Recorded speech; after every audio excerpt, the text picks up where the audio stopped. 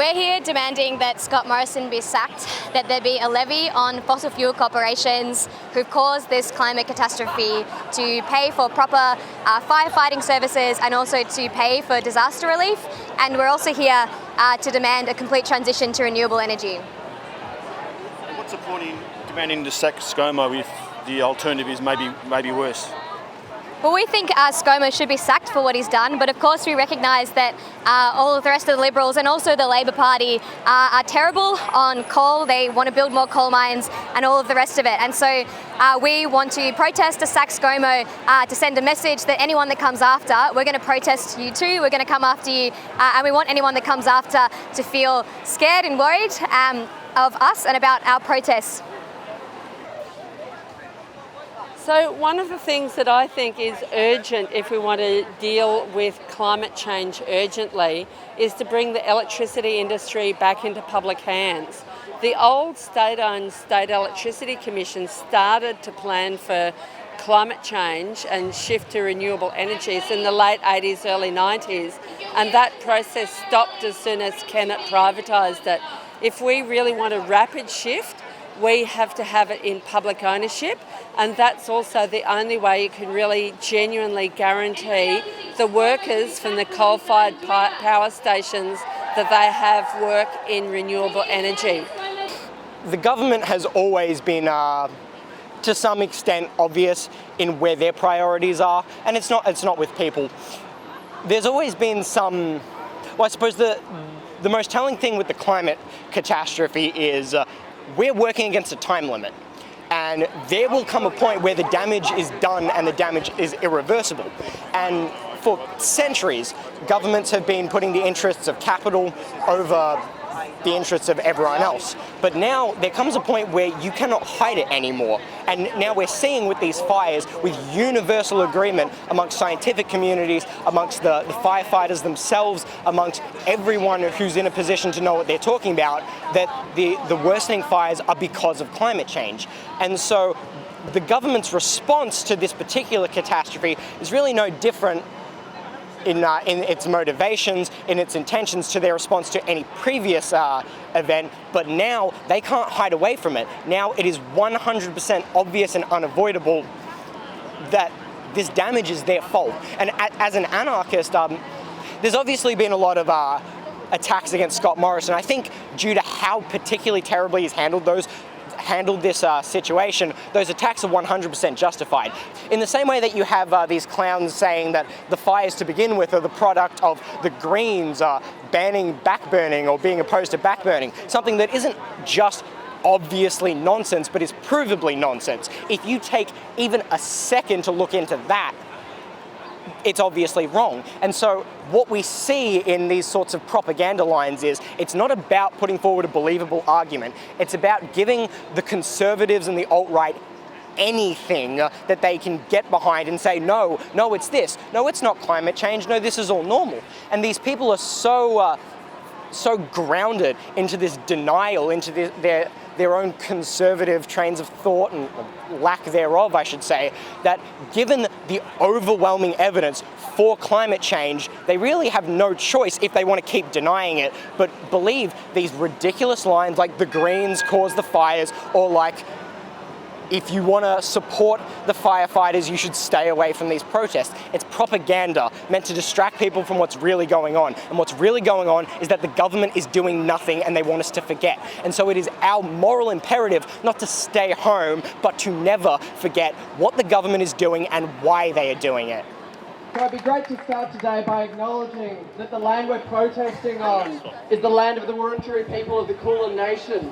We pay our respects to their elders past, present and emerging, and acknowledge that sovereignty was never ceded. This always was and always will be Aboriginal land. Now,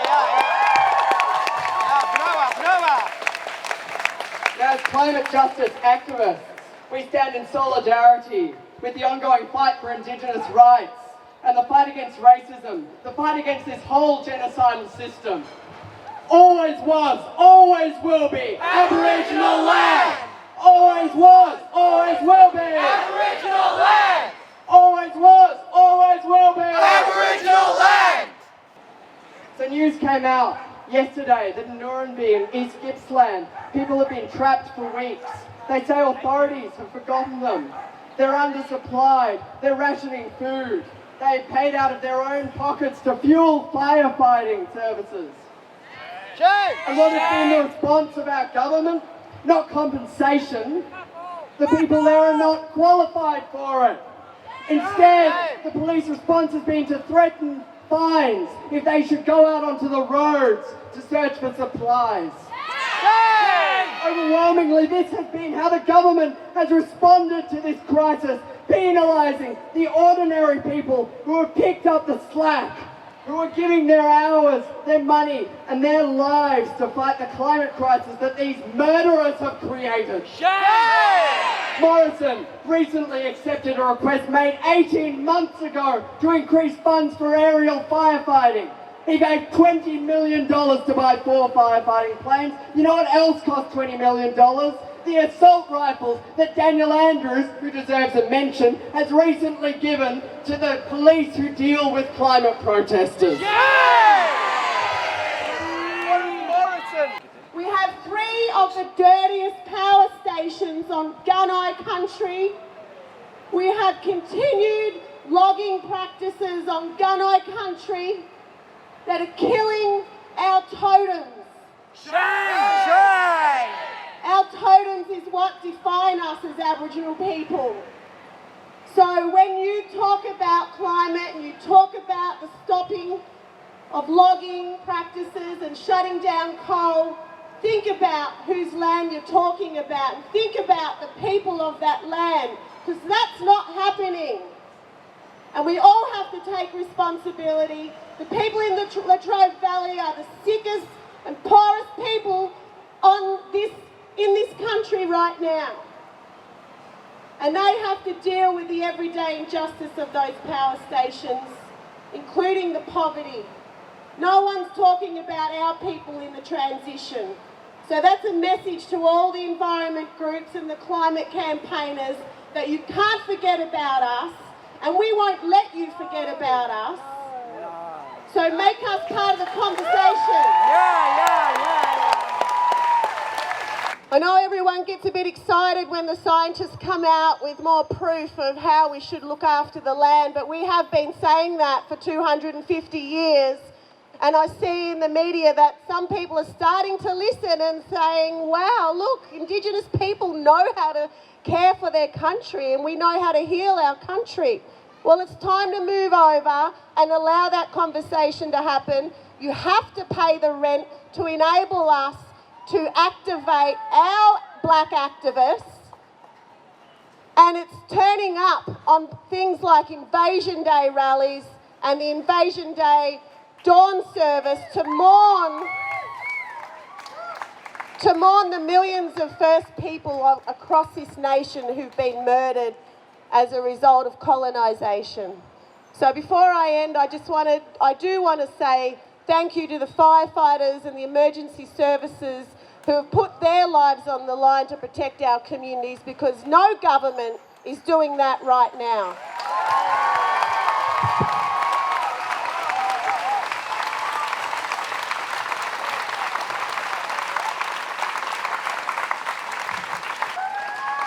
Our next speaker is Naomi.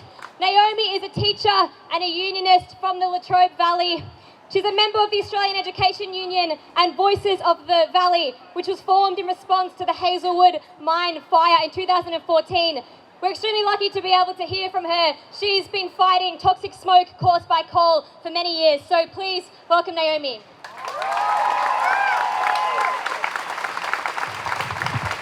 I want to start by acknowledging the Aboriginal people of this land and of the land I'm going to speak of, the Gunnai-Gunditjmara people in Gippsland. I come from the Latrobe Valley. I grew up there. My dad was a coal miner. My whole family's involved in the coal power that fuels actually this state. In 2014, a fire got into the Hazelwood coal mine. It burned out of control for 45 days and it poisoned hundreds of thousands of people who live in that area. The smoke reached as far as Tasmania and it definitely got to you here in Melbourne. That smoke killed people. Smoke in any quantity is poisonous, and coal smoke itself is particularly terrible. I want to talk about 3 lessons that we learned out of that disaster. 3 of them. The first is that the corporations don't give a shit about us. They don't care if we live and die as long as we make money for them. The second is that the government lied to us. They covered it up, they lied to us, and we proved it. The third is that protest works. The Latrobe Valley community did not just sit on their hands, they fought back, they protested, they made a fuss, and they won a whole bunch of stuff that actually made them be able to cope with that smoke.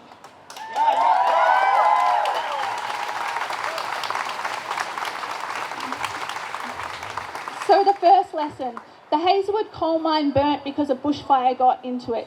This was predictable. People predicted it. The reason it burned is that the company had scrapped the safety measures in that mine. The sprinkler system that stopped the coal bursting into fire on hot days was pulled out and sold for scrap.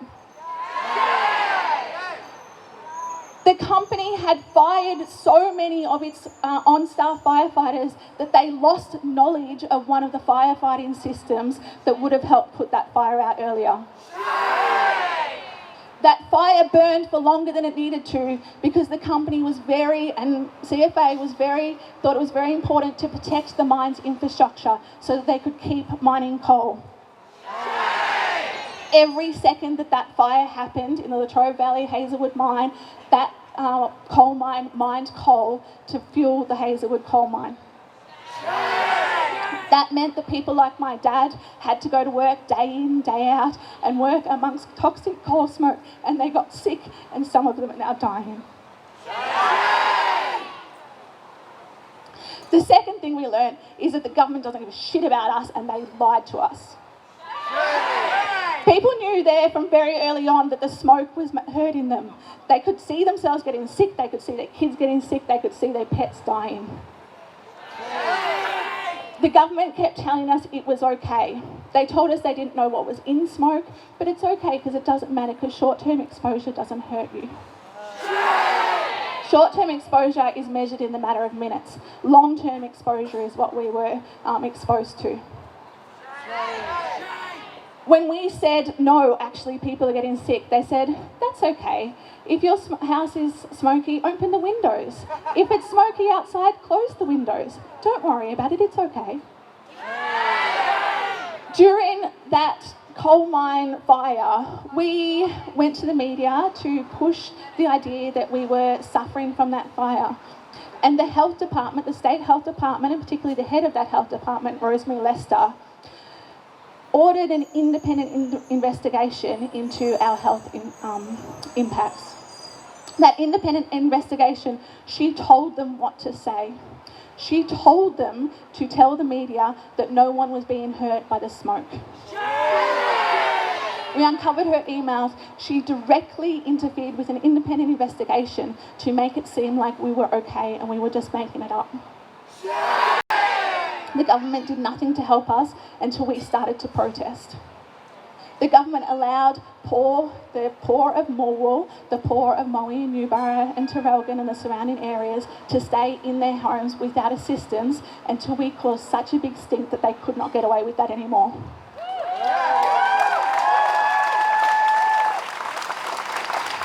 A week into the fire, we called a protest. That protest gathered over 1,000 people in Morwell, and we marched through the streets of Morwell. You would have seen firefighters fighting the Hazelwood coal mine without safety equipment and said, we're going to give them the safety equipment. But we know, looking at these fires, that some of those lessons just have not been learnt. What we need is a massive increase in funding for fireys, and what we need is for you to force them to do that. What we're seeing right now is no natural disaster. It's the latest inhuman consequences of a class war that we experience on a daily basis. The giant companies that fuel this climate crisis are the same companies that try to destroy our rights at work and kill our unions.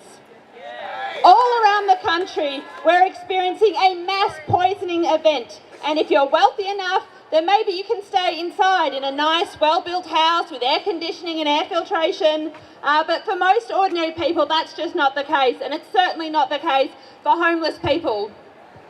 Staying indoors is just not an option for most workers, despite all of the health warnings saying how terrible it is to be out there on the very poor and hazardous days. We're still expected to go to work. I know of one workplace in which a young woman had a severe asthma attack at work caused by the smoke and was then forced to stay at work for another 20 minutes until she could be relieved. Because God forbid that the profit making stopped for 20 fucking minutes to get this woman to safety.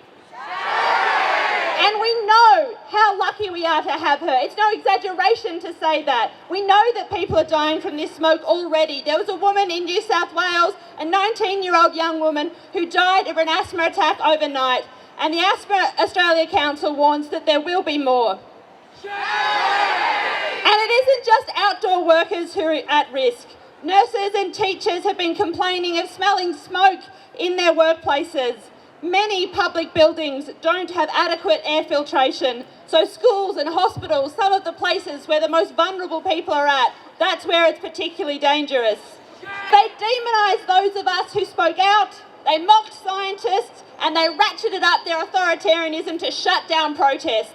Our Prime Minister is an excellent embodiment of this utter lack of human empathy. This fucker literally took a holiday. Fuck Scott Morrison. This fucker literally took a holiday while the whole country was burning, while entire ecosystems were being devastated, while people were putting their lives on the line to protect their communities. He was off gallivanting around in Hawaii. Mind you, it didn't get much better when he came back to the country, did it? Going around manhandling pregnant women and others, forcing them to shake his hand, turning his back, literally turning his back on bushfire victims. He cares so little about human life, he couldn't even remember the 2 people who died on Kangaroo Island. It just didn't matter to him. The sun sets glowing red as yet another layer of smoke sets over the city like a blanket of grief. We are burning, choking on the hazy black smoke which has travelled over 500 kilometres to here. The same smoke which volunteer firefighters have battled through the blazes and lost their lives in. The smoke which rots the billions of dead animals throughout our country and travels through the millions of hectares of land and over 1,000 homes burnt to the ground. The smoke chokes us with fear. We all feel it. Global revolts in 2019 showed the world the power of the people. It showed resistance, and resistance led by students.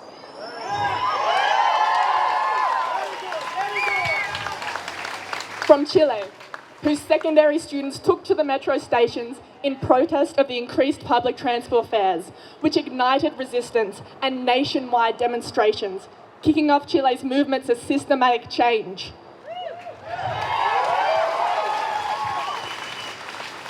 And in Hong Kong, as students and student unions played the driving force at demonstrations that gripped the world for months on end. The high school-led student strikes sparked and revived Australia's passion to fight for change and continue to organise and rally as the nation burns. But we students need to realise our power, because if we do, the possibilities of a better world are endless.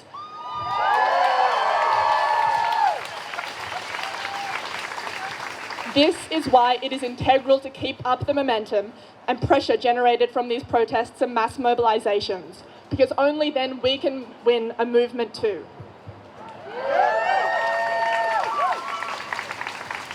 Our current political system is incapable to respond to this national disaster in the name of the people. They have and will continue to turn their backs on us. They will watch from the balconies of their million-dollar mansions as families are torn apart and homes scorched to the ground. What else could have we expected? Our government has always prioritised themselves, the ruling class and the economy. That is the basis of which Australia is built. At times, I look to the smoke and feel so helpless. We are watching our world fall apart. And sometimes the fear is paralysing, but we cannot let it stop us.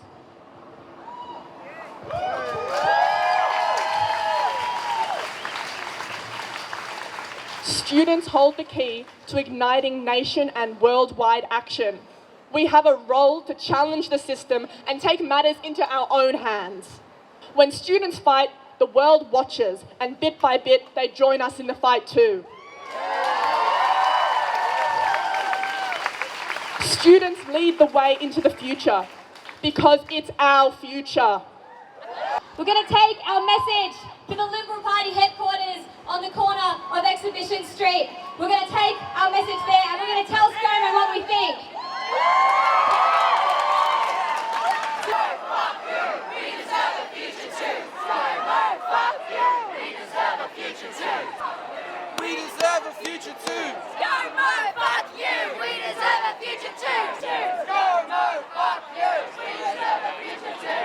Scomo, fuck you, we deserve a future too. Scomo, fuck you, we deserve a future too. Scomo, fuck you, we deserve a future too.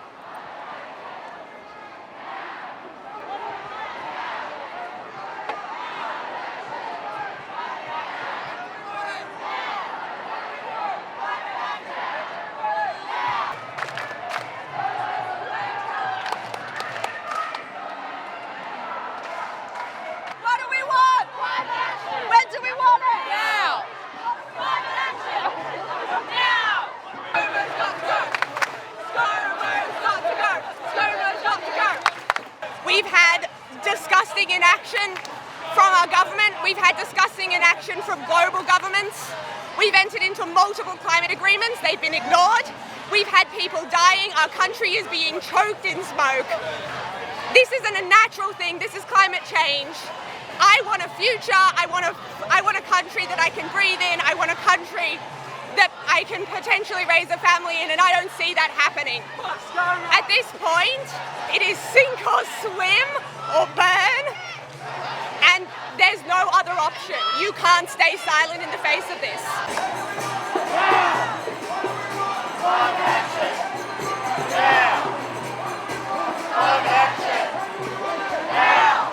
Well, I think it's absolutely wonderful, and I think it's fabulous that so many young people are out on the streets and demanding climate action. And, you know, initially the anger towards Scott Morrison was a bit of a turn-off for me because I don't like saying, you know, screaming at politicians. But you know what, I was feeling really depressed before, and I thought, you know what, I'm going to get in the pack. And having a good shout and a swear made me feel much better because we are in deep shit. And this government is not doing anything near good enough, and they're liars.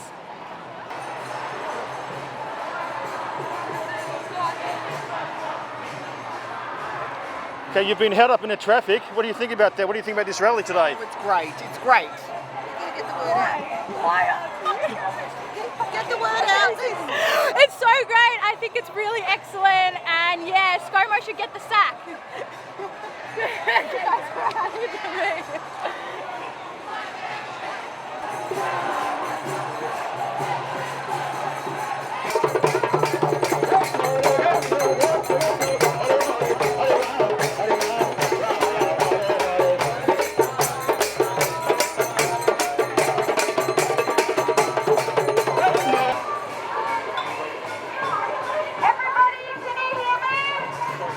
The reason that we've been stopped here is that the cops won't let us continue to march.